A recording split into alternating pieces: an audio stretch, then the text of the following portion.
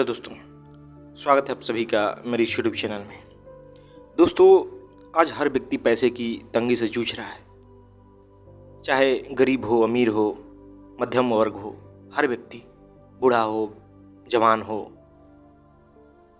किसी भी कोई सरकारी नौकरी करने वाला हो, प्राइवेट नौकरी करने वाला हो, किसान हो, कोई भी क्यों न हो, हर कोई आज पैसे की समस्या से जूझ रहा है। उसे लग रहा है कि जो कमा रहा है वो थोड़ा है और उसे कमाना चाहिए और उसके पास पैसे होने चाहिए। इसलिए जिसकी आमदनी 5,000 है वो 10,000 चाहता है, जिसकी 10 है वो 20 चाहता है, जिसकी 20 है वो 50 चाहता है और जिसकी 50 है वो लाख चाहता है। और इस प्रकार जो भी जहाँ है वहाँ से वो दोगुना कमाना चाहता है, 5 गुना कमाना चाहता है। और आखिर इसके पीछे वजह क्या है? वजह है ताकि उसके पास खूब सारी भोग की वस्तुएं हो, दुनिया की तमाम चीज़ों को खरीद ले, उसके पास किसी चीज़ की कमी नहीं हो, वो जो चाहे वो करे। और यही शौक हर व्यक्ति की है। आखिर क्यों? क्योंकि वो उसे वस्तुओं में सुख दिखाई देता है। उसे लगता है कि दुनिया की चीज़ें मेरे पास होगी तो मैं सुखी हो जाऊंगा, मैं आनंदित हो जाऊंगा, मैं प्रसन्न हो जाऊंगा। और इसी दौड़ में हर व्यक्ति आज दौड़ रहा है। जो जहाँ है उसे लगता है कि मुझे अभी कुछ कमी है, मुझ में अभी कुछ कमी है। अगर मेरे पास इतने पैसे होते तो काश मैं भी उस तरह कर पाता, मैं भी उस तरह गाड़ी खरीद लेता, मेरे पास भी वैसे घर होते, मैं भी विदेशों की सैर करता। और तमाम तरह की हजारों इच्छाएं उसने पाल रखी है। लेकिन दोस्तों, क्या ऐसा संभव है कि हर व्यक्ति की सारी इच्छाएं पूरी हो जाए? ऐसा संभव है कि वो जो चाहे उसे मिल जाए? और क्या ये सच बात है कि दुनिया की तमाम वस्तुओं को घर में ला देने से आप प्रसन्न हो जाएंगे, सुखी हो जाएंगे? जिनके पास है उनको देख लीजिए, जो जहां है वहीं दुखी है, उसे और आगे की तमन्ना हो जाती है। तो फिर आपको क्यों लग रहा है कि आप जहां पहुंचना चाहते हैं वहां के बाद आपकी इच्छाएं नहीं होगी, वहां से आप अधिक कमाना नहीं चाहेंगे? बिल्कुल चाहेंगे, क्योंकि जो जहां है वहीं से ज्यादा कमाना चाहता है। उसको लगता है कि अभी कमी है। तो फिर सुख मिला कहां? नहीं मिला सुख। और दोस्तों, इस दौड़ ने, इस भोगवादी प्रवृत्ति ने आज समाज में कई तरह की समस्याएं उत्पन्न की है। आज आदमी मानसिक रूप से तनाव में जीता है। आज उसे हीनता का बोध है। आज उसने पर्यावरण की धज्जियां उड़ा दी है, धरती का सत्यानाश कर दिया है, जीव जंतुओं को जीना मुश्किल हो गया है। कितने जीवों की प्रजातियां विलुप्त हो चुकी है।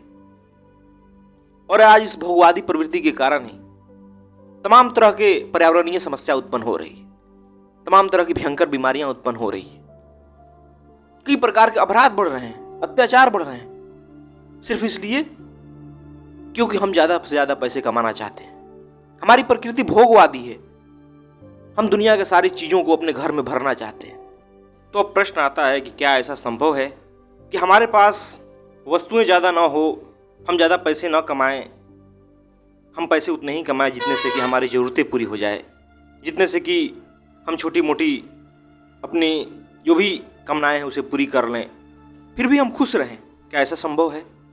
तो दोस्तों, बिल्कुल संभव है। वैसा तभी संभव है जब आप अपने जीवन में अपनाएंगे सादा जीवन और उच्च विचार, इस मंत्र को अपनाएंगे। और जिसने भी दुनिया के व्यक्तियों ने इस मंत्र को अपनाया है उसका जीवन बिल्कुल आनंदमय रहा है, सुखी रहा है। उसे कभी पैसे की तंगी हुई नहीं है, क्योंकि आज के ज़माने में लोग पर्याप्त कमा रहे हैं जिससे कि उनकी आम ज़रूरतें पूरी हो सके। लेकिन चूंकि उनकी ज़रूरतें बढ़ती जाती है, वो महंगे से महंगे चीज़ें खरीदना चाहते हैं, क्योंकि वो लोगों को देखते हैं, उनकी इच्छाएं हैं वैसी। समाज ने उनके भीतर वैसा चीज़ डाल दिया है कि खुश होने के लिए ये सब चीज़ें तुम्हारे पास होनी चाहिए। इसलिए वो उन चीज़ों में पैसे खर्च कर देते हैं और फिर दुखी होते हैं। तो इसके कारण है कि आपके जीवन जीने के तरीके में भूल है। दोस्तों, जीवन को सहजता से जीने के लिए, सरलता से जीने के लिए, आनंदमय बनाने के लिए जरूरी है कि हम अपने जीवन को सादगीपूर्ण बनाएं। वैसे भी वस्तुओं के आ जाने से आपके जीवन में कोई असली खुशी आ नहीं पाती। अगर आप अपने पीछे ही जीवन में जाकर देखें तो आपकी कितनी ही ऐसी कामनाएं होंगी जो पूरी हो चुकी होगी। कितने ही ऐसे वस्तुएं होंगे जिसे आप चाहे होंगे और वो आज मिल गई, लेकिन क्या आप सुखी हैं, प्रसन्न हैं? नहीं हैं। आपके भीतर सहजता नहीं है, प्रसन्नता नहीं है, शांति नहीं है। तो ये साबित करता है कि वस्तुओं से कहीं सुख नहीं मिलता। वस्तुएं उतनी ही चाहिए जितने से कि आपकी जरूरतें पूरी हो सके। वहां सुख ढूंढेंगे तो वहां सुख मिलेगा नहीं, और जो सुख मिलेगा उसके साथ साथ दुख भी आता है, क्योंकि किसी ने कहा है कि सुख दुख एक ही सिक्के के दो पहलू हैं। सुख आता है तो दुख का मुकुट पहन कर आता है। तो इसलिए इस बात की ध्यान रखिए, जो भी आप सांसारिक सुख चाहेंगे, जो भी आप सांसारिक सुख प्राप्त करेंगे, वहां उसके पीछे धीरे धीरे दुख भी आएगा। जो प्राप्त करेंगे उसे खोने का डर रहेगा, उसे टूटने का डर रहेगा, उसे मिटने का डर रहेगा, उसे चोरी होने का डर रहेगा, और ये डर बिल्कुल बना रहता है। तो इसलिए इस बात को साफ साफ समझिए कि जो भी सांसारिक सुख है उसके पीछे कोई ना कोई दुख जरूर आएगा। और जिनका जीवन में वस्तुओं का जितना ही अभाव है, उनका जीवन उतना ही मुक्त रहता है। वो अपने शौक पूरा कर सकते हैं, वो जो चाहे वो कर सकते हैं। लेकिन आज के जमाने में ये हो चुका है कि हम वस्तुओं के जुटाने के चक्कर में, हम ज्यादा से ज्यादा पैसे कमाने के चक्कर में अपना शौक भी नहीं पूरा कर पाते। जो हम जीवन में करना चाहते हैं वो कर नहीं पाते। कितनी ऐसी चीजें हैं जो हम भीतर से करना चाहते हैं, लेकिन चूंकि हमारे पास समय का अभाव होता है, हम सोचते हैं कि उन समय में कुछ ऐसा काम करूं ताकि और ज्यादा पैसे कमा सकूं। इस कारण हम वो कर नहीं पाते। इस कारण समाज में बहुत सारे ऐसे काम अछूते रह जाते हैं जिसे करना जरूरी है। तो इसलिए जरूरी है दोस्तों कि अपने जीवन को सादगीपूर्ण बनाएं, और साथ ही साथ दुनिया के महानतम साहित्य से परिचित करें, किताबें पढ़ें, दुनिया के महानतम लोगों को सुने, ऊंचे विचारों को अपने भीतर ग्रहण करें, ताकि हमें उससे खुशी मिले। क्योंकि विचार ही दुख होता है। जैसे ही हमारे भीतर कोई विचार उठता है, वो दुख विचार ही होता है। और अगर हमारे भीतर ऊंचे विचार भरे रहेंगे, अगर हम ऊंचे विचारों में गमन करेंगे, तो निश्चित ही हमें दुख नहीं होगा। ये छोटी छोटी चीज़ों की मांग हमारे भीतर नहीं उठेगी। हम साफ साफ देख लेंगे कि इनकी असल में कोई ज़रूरत है नहीं। ये तो यूं ही संसार ने हमारे भीतर भर दिया है। ये तो कोई, यहाँ तो कोई सुख है ही नहीं, ये झूठा सुख है, यहाँ तो दुख ही दुख है। तो इसलिए अपने जीवन में ऊंचे विचारों को स्थान दीजिए।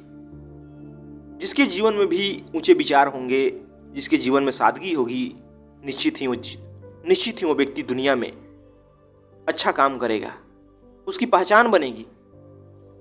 वो इस प्रकार तनाव में, दुख में, चिंता में, उलझन में नहीं होगा। और यह अतीत में भी देखा गया है। जो भी वैज्ञानिक हुए, जो भी महापुरुष हुए, उन्हें हम क्यों याद करते हैं? उनके विचारों के कारण, उनके कर्मों के कारण, जो उन्होंने महानतम कर्म किए, जो उन्होंने अपने विचारों से कोई पुस्तक लिखी, साहित्य लिखा, ऊंचे गीत लिखे, दर्शन लिखा, उसी कारण नहीं याद करते हैं। इस कारण तो नहीं याद करते हैं कि उनके पास इतने धन दौलत था, उनके पास इतनी वस्तुएं थी। इस कारण कोई याद नहीं किया जाता है। ये तो बस आम आदमी की धारणा है कि भाई मेरे पास ज़्यादा से ज़्यादा वस्तुएं होंगी तो मैं दूसरों की नज़र में ऊंचा रहूंगा। तो आप जिसकी नज़र में ऊंचा रहोगे वो भी आम लोग ही हैं। उनकी भी कोई खास बुद्धि नहीं है, विवेक नहीं है। वो भी बस चार लोगों को ही देखते हैं। उनकी अपनी कोई थिंकिंग नहीं है, अपना कोई विचार नहीं है, सब उधार का है। वो भी दूसरों को देख के इसी प्रकार भाग रहे हैं। उनकी भी ऐसे ही हजारों तमन्नाएं हैं। तो इसलिए इस बात को समझिए, अपने जीवन में ऊंचे विचारों का स्थान दीजिए, अपने जीवन को सदा बनाइए। तभी आप इस पैसे की तंगी से निकल पाओगे। नहीं तो आप जीवन भर पैसे के पीछे भागते रहोगे और पाओगे क्या? कुछ भी नहीं। उल्टे कई प्रकार की बीमारियां लगेंगी और आप मर जाओगे। जीवन का अंत हो जाएगा और उस समय आप पछताओगे, काश मैं इन बहुमूल्य समय को अपने लिए दिया होता, इन पैसे के पीछे भागने में बर्बाद नहीं किया होता। क्योंकि मौत सब कुछ छीन लेती है। जो भी आप अर्जित करोगे सब कुछ छीन लेगा। और आपके भीतर जो आनंद है, जो आपकी भीतरी अवस्था है, वही आपका असली धन होगा।